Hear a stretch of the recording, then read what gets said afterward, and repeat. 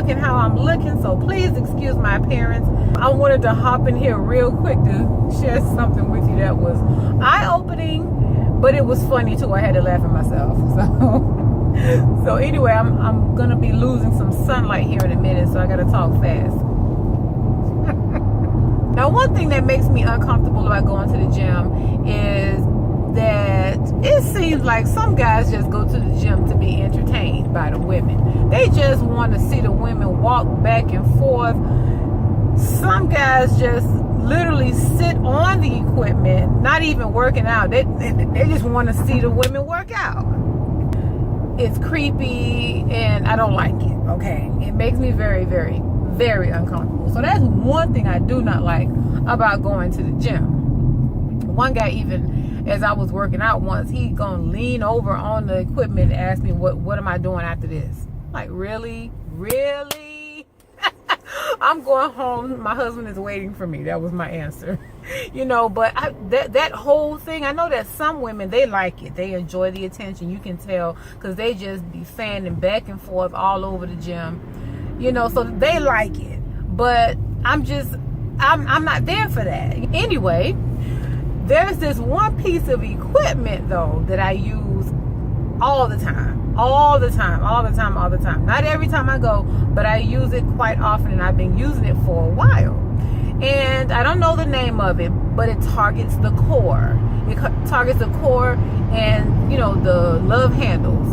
And the way it's operated is that you can move either left or right.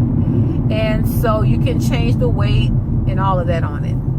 So you actually sit on it. One thing I noticed about ever since I've been using it, and I've been using it for a while, is that every time I go to the left or to the right, it makes this, the only way I can describe the sound is like clanking. Like if you take two pieces of metal or something and that clank, clank, clank. And yeah, I just had gotten used to that. That's how the equipment works. So the way that the machine is set up, I'm facing a wall, and the rest of the gym, of course, is behind me. If I'm going to see anything behind me, I got to turn around. I'm facing a wall. So I think I'm probably 5 minutes into my workout, and I'm going in. I made up in my mind that I'm like, whatever I do today, I'm going hard today. So I was boom, boom, boom, going at it. And maybe about 5 minutes in, I heard this male voice behind me. And he said something to the effect, excuse me, can I show you something about the equipment? Or excuse me, can I show you something right quick on the equipment? Something to that effect. As soon as I heard excuse me, can I? I'm like, here we go. But I said, you know what? I'm going to be nice. So I turned around. I said, sure. So I got up and I allowed him to sit down. And he said, well, one reason I wanted to show you this is because you're not the only person who has used this equipment incorrectly. And I said, oh, okay. So he showed me what I was doing and how it was wrong and why it was wrong. You know, it's not that sunny anymore. Why it was wrong and how it was wrong. And so I said, okay. And then he did it the right way. He sat down and he showed me detail how it was right and why it was right. So I said, okay. He got up and I sat down, and he left the settings the way he put it, and then I used the tips he gave me. When I tell you that immediately all of my core, everything was on fire immediately. I said, whoa, oh, okay.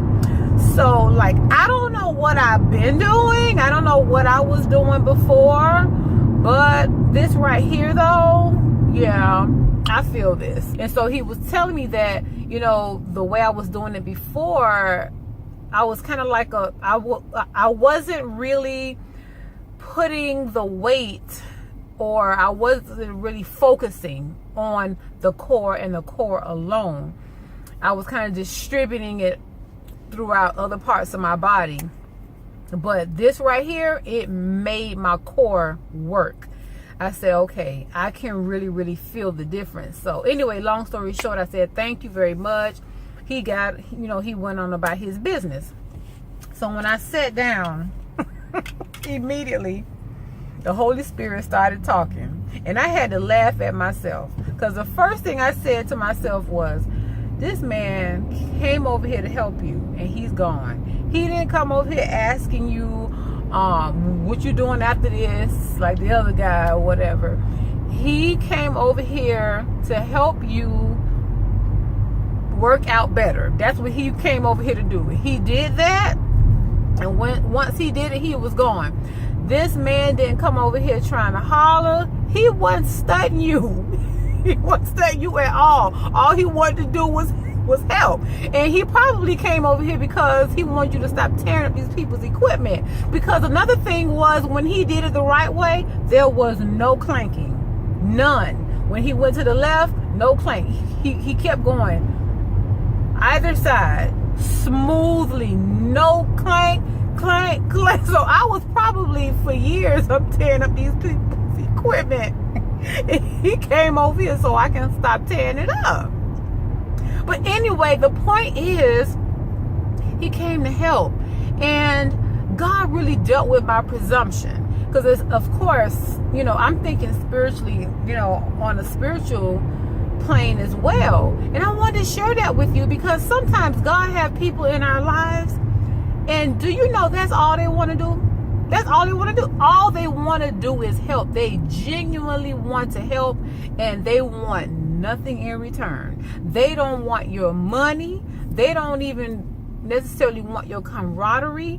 They don't want the reputation that comes along with being your friend or talking to you. They don't want anything. All they want to do is give what God has compacted them to give, because they are content doing it. Once they've done it, that's it. That's all they want to do. They get their joy out of knowing that they've done what God has appointed them to do. Like I said, I had to laugh at myself, but at the same time, it was God's gentle rebuke to say, don't be presumptuous on any level. When you're dealing with people, yesterday's experience is yesterday's experience, but you can't take the past and make it relevant to this present person or these present people, because the very ones who I'm presumptuous about, or that we're presumptuous about, man, those could be the very ones that God has handpicked and put them smack dab in the middle of our lives, simply to increase us and to be a blessing.